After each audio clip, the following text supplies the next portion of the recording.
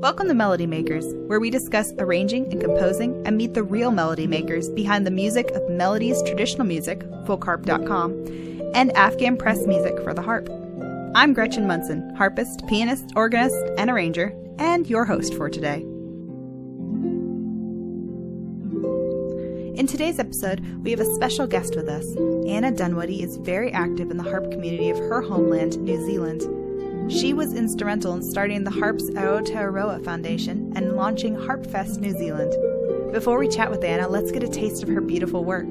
This is Mrs. Raewyn Robinson from The Land of the White Cloud, Volume 4. Anna wrote this air for the birthday of her treasured friend by the same name.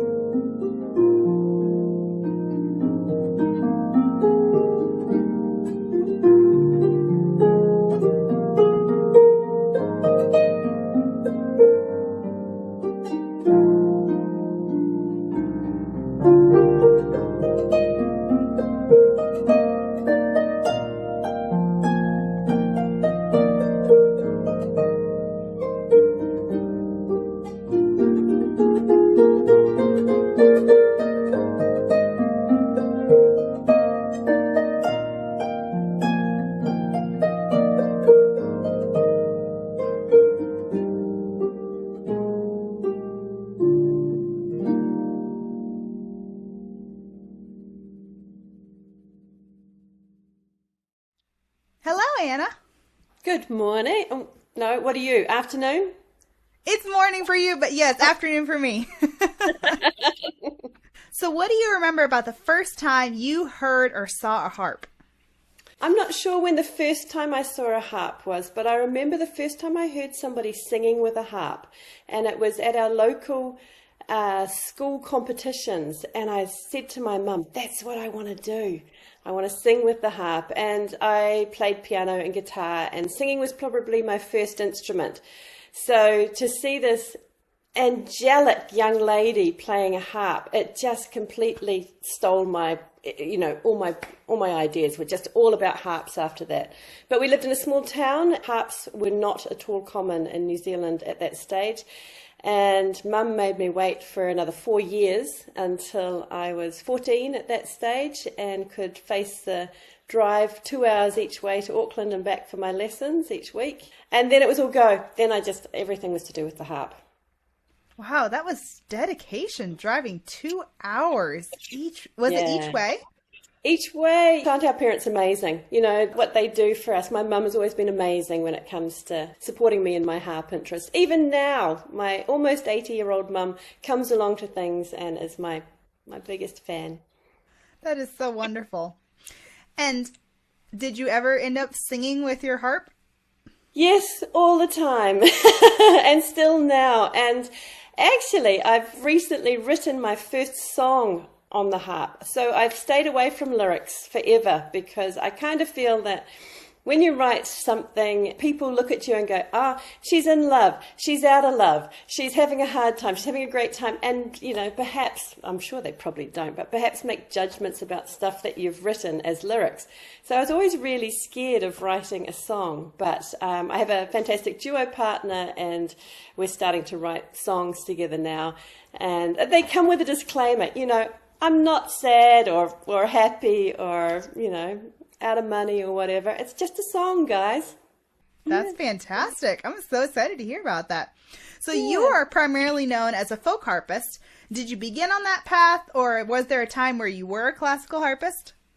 I started learning on a lever harp because that's what was available. Harps were in very short supply in New Zealand. And at the time I started, I probably could count the number of harpists on my fingers. It's a far different scene now. And so some of what held us up getting started on the harp was the availability of it and finding a teacher. And so I started on a lever harp, but I had my lessons on a pedal harp each week. So I knew what I was doing on both, and then managed to get my own pedal harp a few years later and studied pedal harp at university, and with 1 or 2 papers of composition thrown in there as well as everything else that you do around musicology and performance. But my heart really is with my lever harps, and I have a pedal harp again just recently, so who knows, I may get back into it, but I've got a great love of traditional music and world music, so that fits so beautifully onto lever harps. Fantastic. When you started the university, was there anyone else in the harp program? No, I was only the second harpist to go through Auckland School of Music, the first being Helen Webby, who's a fantastic New Zealand harpist, and her brother, Kim Webby, is a harp maker. Started making harps because Helen wanted a harp, and they're an amazing family. His mum went to the library and managed to order in a book on making harps and said to Kim, here you go, make your sister a harp. And he came from a background of making model airplanes. Super talented young man. I think he might have been about 18 at the time, and made his sister a lever harp. And he's now making the most beautiful pedal harps. And you can see them if you Google New Zealand Symphony Orchestra. They have 2 of his pedal harps there. They are just stunning. But anyway, so Helen was the first harp student at Auckland University. And I was the second, so it was quite a lonely little path when you're the only one there and the biggest instrument and, the most difficult instrument to move around. And yes, indeed. So share about the harp community now in New Zealand. All right, what's changed? Well, I've spent a lot of hours, let's say, enabling people to be involved in the harp world. I started maybe late 1990s, just trying to get the harp out there more, taking it to schools, libraries, any places where there were people gathering, just trying to boost the harp scene more. And I think such a big issue is accessibility. If you haven't seen a harp in person, you kind of think that I can't do it, I can't learn it, I can't play it, there's no harp teachers. And so making all those things more accessible has been a lot of my drive in my life. And we have quite a few hundred harpists now, and we're just preparing to run our second International Harp Festival at Easter this year with 6 international guests coming in. So our first one was in 2023, and we had 12 international guests, but part of that was that everybody was trying to escape after COVID and get to, the land of the long white cloud and God's Zone, which is our name for New Zealand. They just all threw themselves at us and said, we want to come to New Zealand. So I said, oh, great, you can come to Harp Fest. So it's taken me 3 years to recover from doing that one. And now we're 12 weeks from doing the next Harp Fest. Wow. What does that involve? It's a long weekend. It's actually really great doing it for a second time because you get to just tweak some of the things that you want to change from the last time. So we start off with ensembles on the Friday afternoon, and I love ensembles. I just think everybody should play in an ensemble. From beginners, from your first few lessons, once you've got a bit of technique, I think it's such a great experience because you have to listen. You have to play at the same speed as everybody else. You have to learn pretty quickly where you can drop in and drop out and not panic about not being able to play that part and being able to drop back in again when you've, followed along the music. So we're starting with ensembles. We have an elementary ensemble, an intermediate ensemble, and we have an advanced pedal ensemble with a new work that we've commissioned by a New Zealand composer, Michelle Valvin. and it's quite an exciting one. It's called the Sunday Market Goblin Parade. Yeah, so I'm really looking forward to hearing, I think we've got 12 pedal harps in it so far, so that'll be exciting. And then over the weekend, workshops, presentations, concerts, the New Zealand Harp competition, which we're running at the grade 4 and 5 level this year. We did it at grade 7 and 8 last time, and we want to give those intermediate harpists a go at public performance and competition. And we finish on Monday, Easter Monday, with a New Zealand performance concert, all New Zealand performers, and mostly New Zealand works too. Wow, that is such a service to the harp community there. That's amazing. Oh, it's going to be such great fun too. That's great. So I'm seeing on your name that you're part of this foundation, all right? How do you pronounce that, and what is it all about? Harps Aotearoa Foundation. So Aotearoa means the land of the long white cloud. And that's what we call New Zealand because Kupe, one of the early Māori explorers who came from Hawaii, spotted the land by this long white cloud he could see in the distance. And so this is about 1,300 years ago, I think, and named New Zealand Aotearoa. And of course, somebody, maybe Abel Tasman or somebody like that, named it New Zealand after Holland, I think. Yeah, so I'm not actually that good on that part of New Zealand history. Anyway, prior to Harp Fest 2023, we set up Harps Aotearoa Foundation because we needed a legal background or a legal backing to run a festival like this. And so it's a charitable trust, and we survive on sponsorship, and we were selling a fundraising book for Harp Fest. So a lot of our guests have contributed works of music to the book. So Harps Aotearoa also runs performance competitions through the year, a video performance competition, organises tours for visiting guests, but is very wrapped up in the Harp Festival. Very nice. Fantastic. So you mentioned ensembles. Tell us some anecdotes about your work with ensembles. How has that been like starting that in New Zealand? Basically, sounds like from scratch. Yeah, I think that's one of the things that makes performance accessible for people, because you don't have to carry the load yourself. You can be a part of this amazing sound and this fun sound, but not have to do more than you're able to do. And, you know, I always get students saying, I'm going to work my way up to playing harp 2 this time or whatever. And they get to the concert and they go, I played harp 1. I worked on harp 2, but it was just too hard. I played harp 1 and I did it great. And next time I'm going to do harp 2. So I've been working a lot recently in making layered ensemble arrangements so that it's something that, and this came out of COVID because playing online together was not much fun when you just had like a really independent ensemble part. Playing that by yourself was just a bit tedious. So I wrote layered arrangements where everybody played the tune to some degree, and it just got harder and harder and harder. And when it came together, it sounded like more than just playing the tune together. It's, you know, there were some pretty cool little moments. And at absolute least, somebody could play one hand or the other. Yeah, it's been really, really rewarding, I think. I live in a small town now. I've moved out of the city, and I have an ensemble of 8 older women who are all adult learners, and watching their progress is really, really neat.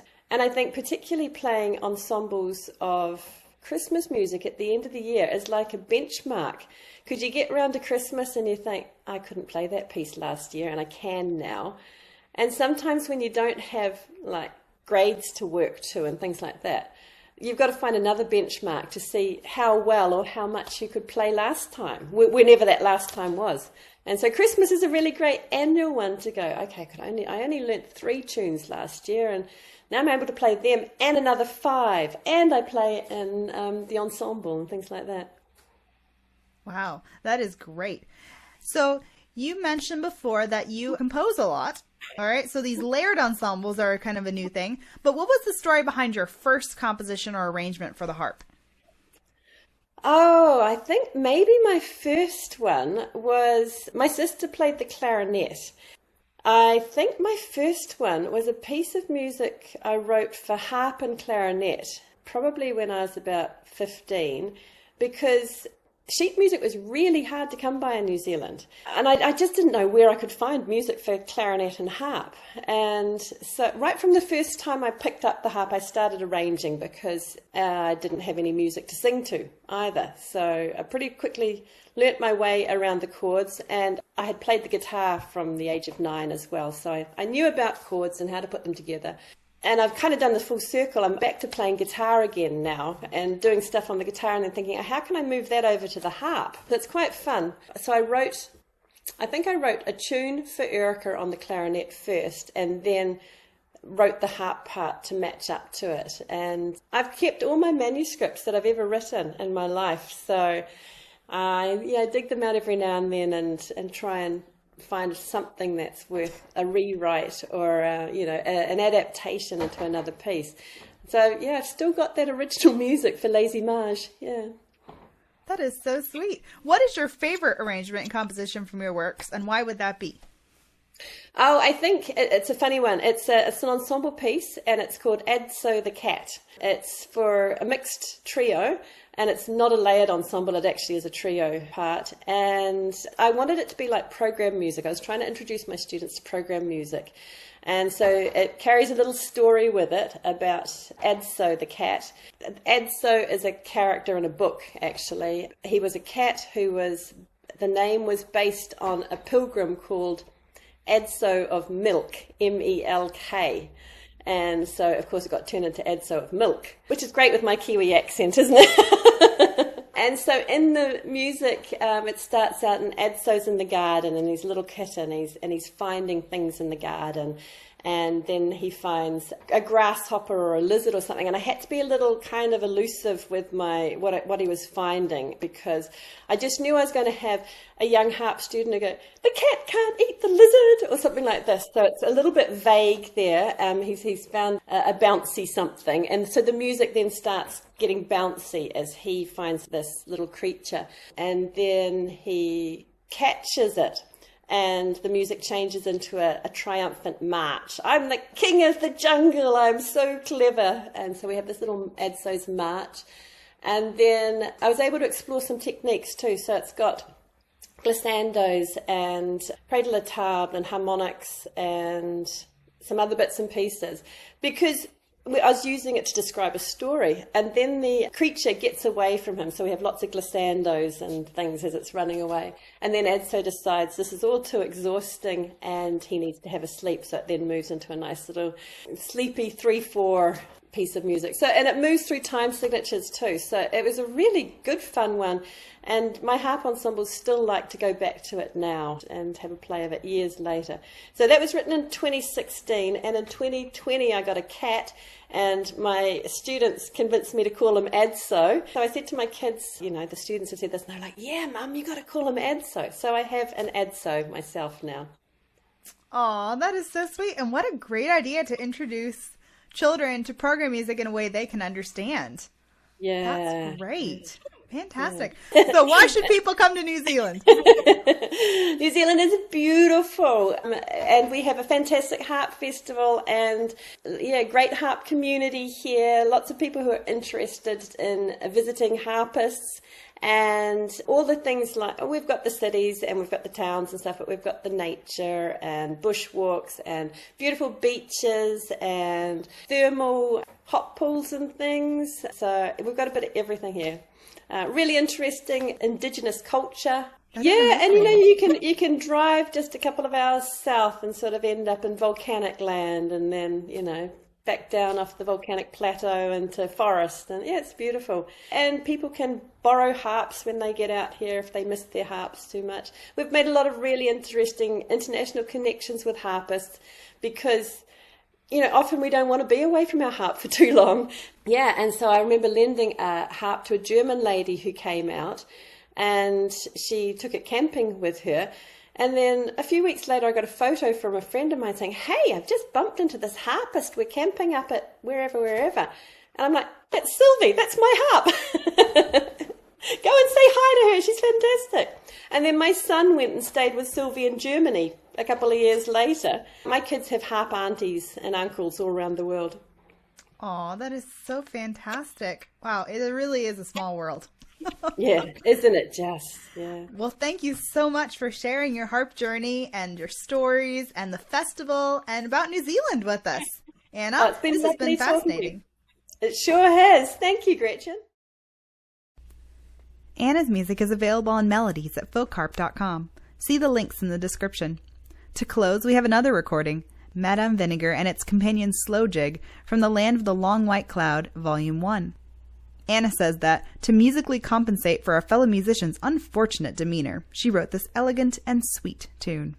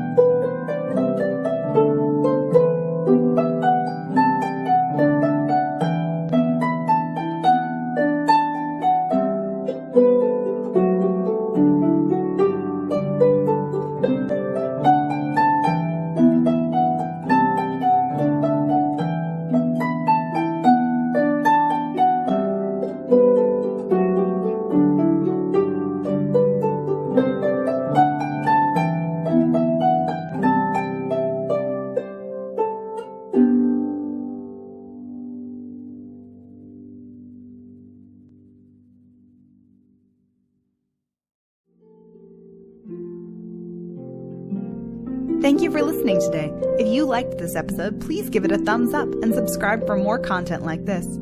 Share the Melody Makers podcast with your family, friends, and any Kiwis you know. On behalf of Melody's Traditional Music and Afghan Press Music for the Harp, this is Gretchen Monson, wishing you a joyful, music-filled day.